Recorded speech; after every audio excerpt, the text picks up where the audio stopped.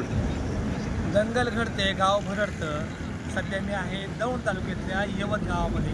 गेल्या 4 दिवसापासून या गावातली संचारबंदी जी जिल्हाधिकाऱ्यांनी लागू केली आहे ती अजूनही कायम आहे.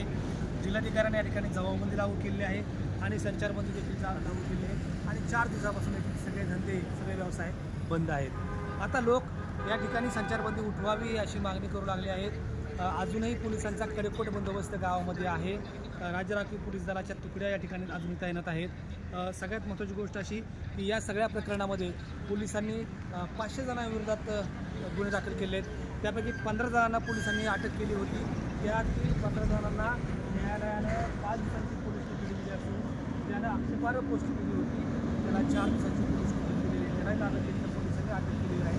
आणि एक सगळ्यात महत्त्वाची गोष्ट अशी की आजच्या 4थ्या दिवशी देखील पोलिसांनी 2 जणांना ताब्यात घेतलेल्या या 500 जणांपैकी.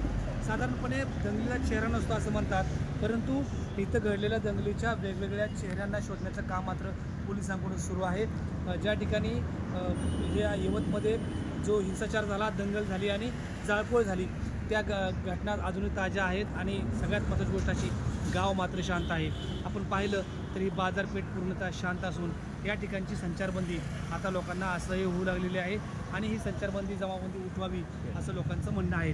एकूणच आज दौंडचा हा यवतमधला 4था दिवस आहे की जे पुणे सोलापूर राष्ट्रीय महामार्गावरचं यवत बंद आहे.